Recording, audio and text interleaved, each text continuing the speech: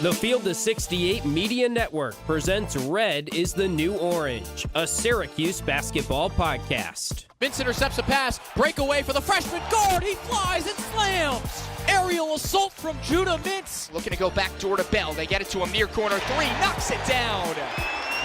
Chris Bell, the sharpshooter. Bringing you everything you need to know out of the 315. Up top, Williams surges ahead, up with the right hand and in. A pretty up and under move from Benny Williams to beat his man. Over to Taylor, he skips into the lane, puts up a floater, it drops in. Let's get it started with your host, Ian Unsworth and Johnny Gadamowitz. It took Syracuse 15 games, but the Orange finally have their first Power Conference win. We are in January, and Georgia Tech falls to Syracuse 62-55 at the Dome. Ian Unsworth, Johnny Gadamowitz here to talk about it, and also look ahead to this weekend when Syracuse goes up to Conf Forum, a place Johnny and I know pretty well, to play Boston College. 62-55, the final, Johnny. Probably one of the ugliest basketball games we've ever seen. Our social medias are probably prettier. Follow them, F68_Cuse on Twitter. Follow the Field of 68 as well. Follow us on YouTube. Listen on Apple Music, Spotify, Megaphone. You know the drill at this point.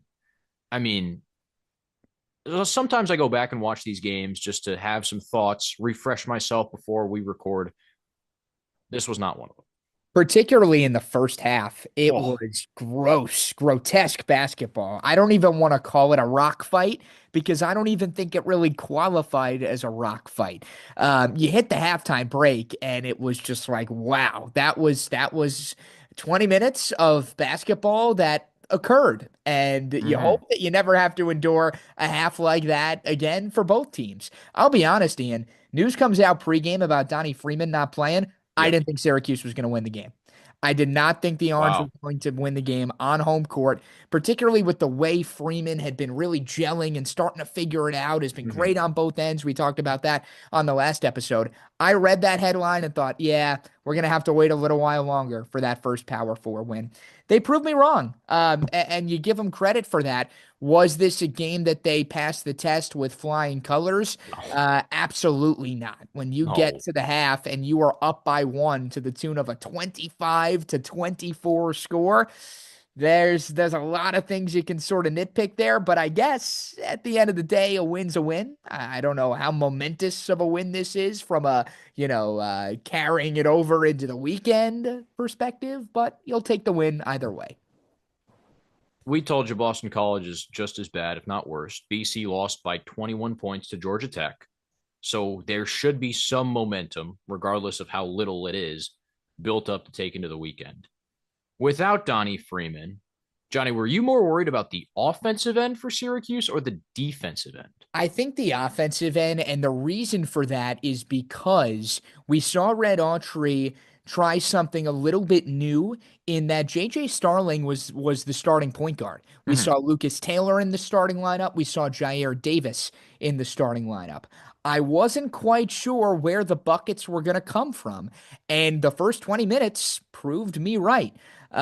They didn't have that presence in Freeman, that athletic guy that can just go get you a bucket and can have these kind of spurts offensively. And it took them a little while to sort of find their footing on the offensive end. And you got the sense that JJ wasn't super comfy in that point guard role. He ended up turning it over more than he assisted on the day. So that's a pretty telltale sign in itself. Eventually, though, the offense started to figure it out. And I think the guy that I would give the most props to in that regard is probably Eddie Lampkin, for as pitiful as he was through the first 20 minutes, was able to kind of figure it out and have his way with some of those Yellow Jacket bigs down the stretch. All in all, you zoom out, it still wasn't a great individual performance, but it felt like there were strides made, throughout the course of the game as it progressed. Yeah, Lampkin had 3 turnovers in the first half, only 1 in the second half. Offensively for Syracuse, the guy that gave him a boost off the bench in the first half was Chris Bell. Again, finding a bit of a spark, coming in and becoming a bit more dynamic with the basketball. which makes a difference, doing more than just spotting up in the corner and shooting the three. He had one really nice spin move to get a mid-range bucket. And then next possession, he hits a three. So the ball inside, doing a little bit of work inside, gets Chris Bell feeling himself. And maybe it is the bench that will work for him, because you probably saw it or heard it. Doug Sherman said it. We moved Chris Bell to the bench because he was in the wrong mindset, looking over his shoulder. Oh gosh, when am I going to sit? When am I coming out? And when you're off the bench, there's a bit, there's a bit less worry in that sense. I guess we use baseball analogies a lot on this show. Baseball players, some of them like hitting sixth or fifth. They don't like hitting leadoff, because if you hit fifth or sixth, you get to see 4 at-bats worth of pitches. Same thing goes for a basketball game. If you see how opponents are covering you, or if you see how the defense is doing this and that, and you've got coaches telling you, hey, keep an eye out for this, that sets you up for success sometimes, and maybe it clears your head a little bit. Totally. We also saw the bench kind of shrink. And that was kind of twofold. It came with Chris Bell eating up a lot of those minutes coming in off the bench. But, I mean, only 3 minutes from Kyle Cuff, only 10 from Carlos. So maybe... Also, Elijah Moore has pretty much become a starter who heads straight to the bench immediately. 17 minutes, even though he started. Felt like really recently, though, we were seeing the minute distribution being a little more widespread. Maybe this is an indicator going forward that, Red Autry has kind of found his guys. The Cuff 3 minutes is puzzling, because I think for him, he really has taken strides. And we were saying a couple of episodes ago about how he's been one of the backbones kind of this team, which I don't think anyone had on their bingo card. I found that a little interesting, particularly on a game where you have less bodies with no Freeman, that the minutes sort of shrink rather than it goes around and everybody sort of benefits from that. 13, I guess, from Mastorovich. But outside of that, it was a pretty tight-knit rotation. But again, I think the larger takeaway here, Ian, is the fact that they found a way to get the win, right? They held Georgia Tech to 4 of 21 from downtown. We know the Yellow Jackets struggle to score offensively. They only put up 55 in the game. It wasn't going to take an unreal Syracuse effort in order to outscore them. Even though maybe it felt that way, you knew that, okay, if this team stays true to who they are, and, nobody, not everybody goes ice cold simultaneously, you felt like there would be enough tricks in the bag to pull this one out, and they did. Yeah, Syracuse led wire to wire in the second half. Lance Terry hit a couple big shots for the Yellow Jackets to keep it close. But other than that, Syracuse played drop coverage almost the entire game on Georgia Tech's guards. And that was something that the broadcast crew pointed out pretty early. Going underneath screens and just letting these guards, Terry, Nathan George, and Javian McCollum, shoot threes and 17, 18-footers. Letting them beat you. Because all due respect to Georgia Tech, but none of those guys are particularly dynamic off the bounce. Even though Syracuse doesn't have much of a rim protector, and you talk about Freeman not being athletic and bouncy on the offensive end, defensively, Maddie Lampkin's not a shot blocker. Who's your shot blocker? There is no shot blocker for Syracuse, but Bayan Dongo is not much of a post player, more of a pick and roll guy. And Ryan Mutombo, similarly to his dad. All 7-2 of them. Yeah. May Dikembe rest in peace, but Ryan Mutombo doesn't have much of an offensive game, if any. So all of Georgia Tech's offense had to come from the perimeter, and Syracuse mucked it up, didn't let those guys get in the lane, and dared them to beat him. And I don't hate that at all. That is really good game planning. I know at times we've gotten on Red Autry this year about being out-coached or not having any answers. Today was a day when they scouted well, or last weekend, I should say, was a day when they scouted really well and executed the scout. 100%. One thing to nitpick, and it feels like we can't get through these episodes here without finding one or two things that we want to Also, improve. Georgia Tech was 3 of 11 from the free throw line. Speaking of nitpicking, yeah, Yes. So that'll lose you a game. that did not help them out at all. I think Syracuse still does have a little bit of a turnover problem. And, with this game, yeah, you can attribute it to the change philosophically on the offensive end. But the Orange coughed it up 18 times.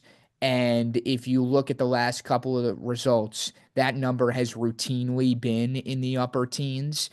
And, we've said it before, but I'll say it again. That's just not going to fly when you are giving away that many looks. You can get away with it against the Yellow Jackets, a team that only scores 55. But I do think at a certain point, there's got to be a little bit more of a priority placed on taking care of the basketball. And you hope that it comes sooner rather than later because it's not early anymore. And to have numbers still this high in the turnover battle, particularly when you're not assisting on a ton of your buckets either, only 11 on the 26 made ones. That negative assist to turnover ratio is something that metrically just does not look very good and is not going to translate to wins. And when you look at a box score and you see Jair Davis had 4 turnovers, eyebrow raising number, something to keep in mind. Offensive fouls also count as turnovers in a box score. So I think 2 of those Jair Davis turnovers were illegal screens. Yeah. Lucas Taylor definitely has one, I think 2. Yeah. Yeah, Lucas Taylor has 3 fouls. One of those came on an offensive foul when he picked up a charge call. So those are things to keep in mind. But yes, Johnny, you're right. 18 turnovers will not do it against many of the teams in the ACC. Georgia Tech also didn't get out and run off those turnovers. Only 8 fast break points. So, I mean, for all the talk about dynamic guards or a guard-led team in the Georgia Tech backcourt, you really didn't get a whole lot out of George, especially didn't get a whole lot out of McCollum, who I'm sure many Central New Yorkers were excited to see come back. So, Damon Stoudemire's got a lot of work left to do. I don't think there's any doubt about that. I mean, last year's team might have been better than this year's team, at least in all things considered. Speaking of last year to this year, Boston College has been kind of an upstart over the past couple of years. Picked up some interesting wins. I wouldn't call it, big wins. Yes, beating Duke at all if you're Boston College is a big win. But there have been times when you look at BC and it's like, oh, okay, maybe they got something going. I don't know if this is the year for Earl Grant. 9-6, Johnny. They've lost by double digits to VCU, South Carolina, SMU, and most recently Georgia Tech. Did not and do not have a midweek conference game. They also lost to Dartmouth at home. And for all the flack we've given Syracuse about these non-conference games, the Orange did not lose. They went to double overtime against Youngstown State. Yes, but they did not lose, especially not to the worst team in the Ivy League. So Earl Grant might have a little bit of a burner starting to flame up under his coach's chair there in Chestnut Hill. Yeah, I don't think that is too far-fetched whatsoever. I mean, all you got to do, I hate to play that game of common opponents, but when it's as recent as these couple of Georgia Tech games have been, Syracuse and BC's most recent opponent, they have that in common. It is the Yellow Jackets. And for Syracuse to have the result that they did, a win, albeit not a convincing one. And then you look at the Boston College result, a game that they lost by 21 points. I know it's on the road, but still a 21-point loss in a game that they were never really in. You feel pretty good about that from obviously a Syracuse fan's perspective. New looking team this year for the Eagles, and obviously Earl Grant's someone who has been there for a number of years now, and you would figure would hopefully have some kind of retention and can kind of build. But at least from my vantage point, I look up and down this Eagles roster, Ian, and it's not a ton of names that are familiar as far as what the Eagles have brought to the table the last couple of years. They only have a couple of guys in double-figure scoring, 3 of them to be exact, and then a pretty steep drop-off after those top 3. So feels like it's the kind of team where if you can key in on the Donald Hand Juniors of the world, world, the Elijah Strongs of the world, two of those top three leading scorers, more often than not, you're going to find success. That game we keep referencing, BC and Georgia Tech, I mean, it wasn't even close. Georgia Tech was up 13 at halftime and had a double-digit lead throughout the second half. When it comes to Boston College, again, you don't really have to be worried about them on the inside. That's just not a place where they're all that threatening. They do have one conference win. It was against Miami, but Miami was up 29-11, something like that, and completely fell apart in the second half. That is pretty much the book on Miami at this point. That is another team that's in shambles after Jim Laranaga's departure. Boston College does not shoot the three well, and they don't shoot a lot of them. They're bottom 20 in the country in field goal or 3-point attempts per field goal attempts. So that serves Syracuse well, playing a team that won't shoot you out of the gym. Boston College also does not guard the three particularly well. They guard the inside of the paint better, but don't shoot the two all that well. And their starting bigs are 6'9", 270, Chad Venning, and 6'8", 235, Elijah Strong, as you mentioned, Johnny. I mean, Venning-Lampkin will certainly be an interesting matchup. Venning is a bit better of a shot blocker than Eddie Lampkin is. I mean, I think anybody's a better shot blocker at Eddie Lampkin at this point in the season of college basketball. But this will be, I mean, these guys are going to look like two offensive tackles going at it in the block. And quite frankly, it'd be a matchup that it'd be very nice to see Eddie Lampkin win, because he hasn't really won a lot of them over the past couple weeks. Important for him to set the tone and kind of establish that presence on the interior. Also curious too, Ian, and we alluded to it earlier, what the status is for Donnie Freeman moving forward. We saw him in that boot. It was the first shot that they showed on the broadcast in the Georgia Tech game, and for good reason, because he is that commanding of attention for opposing teams and for national audiences and what have you. But again, this is a game where whether or not Donnie Freeman is available and to what extent he is available is very heavily going to impact the product that we see on the court. Now, is this a game that Syracuse is plenty capable of winning, even if Donnie Freeman does not suit up? Absolutely.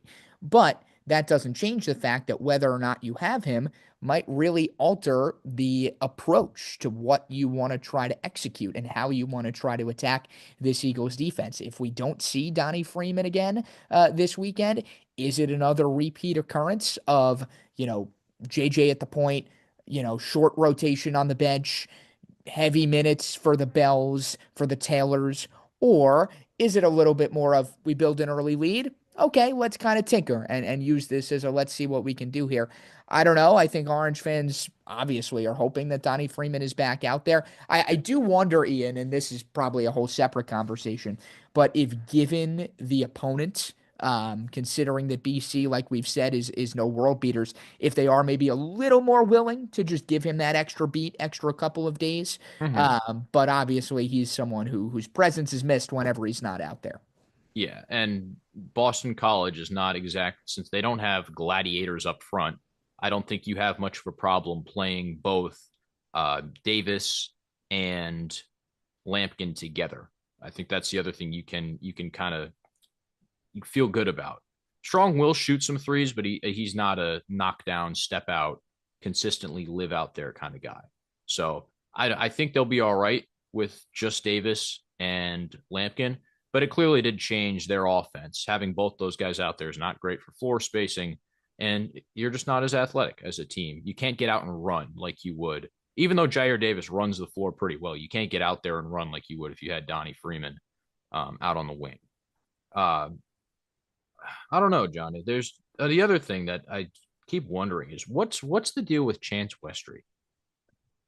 Do you think we're ever going to see him play a meaningful minute in a Syracuse uniform? I'm sorry, we're off the beaten path with BC here, but honestly, the Eagles are not much of our concern at this point. Nor should they be. You see the Mets memorabilia and decor behind me. Chance Westry is like, for those of you who, again, are baseball fans, the Jed Lowry stint on the New York Mets that was, so hyped up and, oh, all right, we got this impact bat in the lineup. And he was a ghost. You couldn't find him. No matter where you looked, there was always something. And I'm afraid that Chance Westry is becoming the Jed Lowry of this year's Syracuse men's basketball team, which is a shame.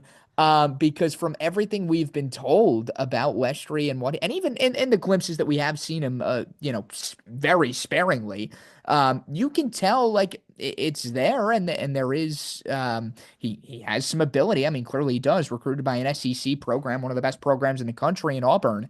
But for whatever reason, I don't know. It's been a little bit of a vanishing act.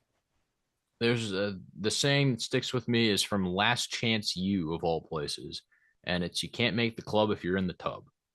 You get hurt, and even if Westry was 100% healthy going into the season, the fact that he's continuously out, whether it be sick, whether it be something like that sort of stuff on a team that clearly took some time to gel is not going to get you any favor with the coaching staff, and it's not going to make the other players comfortable playing with you, if that makes sense. Yeah, it's easy to go out there and practice and toss on some pennies, but in a game, you got to earn other guys' trust to where they'll throw you the ball in a clutch situation and make something happen with it. So who knows what the future holds for Chance Westry, but I don't know. I kind of have a feeling that his basketball career, if he wants to continue playing, might not be at Syracuse.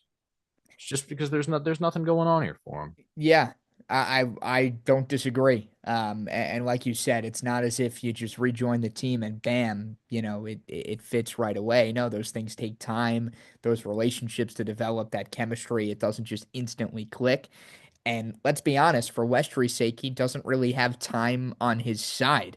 Like, let's say hypothetically, he were to be good to go and join the rotation, um, and he wants to be a fixture and stay in that rotation. He's kind of gonna have to hit the ground running, Yep. which again is tough to do when you've seen the court as little as he has. I mean, we thought he was going to against what? Texas? It was Texas Tech when he came back? Yeah, one of either the Texas or Texas Tech game. We Yeah. thought it was going to be there, especially with JJ Starling out, that, oh, maybe this is Chance Westry's time to shine. Came in for 3 minutes, 4 minutes at the end of the game and played point guard, and it wasn't necessarily riveting. So that's where we are on the Westry front. On the Syracuse front, Boston College is a 3 p.m. tip on the CW network on Saturday. Johnny and I would both be shocked if it ends in anything else besides a Syracuse victory. Tell you what, it's going to have to compete for some ratings. You got wild card weekend. What time's that first kickoff? 4 o'clock, right? When It's the Texans. It's the Texans every week. That is true. That is true. Every year. Mm-hmm. So, yeah, Syracuse buried on the CW network. Who knows? Maybe we'll get another Castellanos reference. And the Orange and the Eagles will battle once more. All right, signing off here on Red is the New Orange. John and Ian will catch you next week to wrap up Syracuse and Boston College. Then the Orange have Louisville at the Dome. That should be a really interesting matchup. Good Louisville team. Just beat Clemson, too. Cardinals had injury problems at the beginning of the year, but are starting to figure it out. So we'll chat with you then after Syracuse and BC.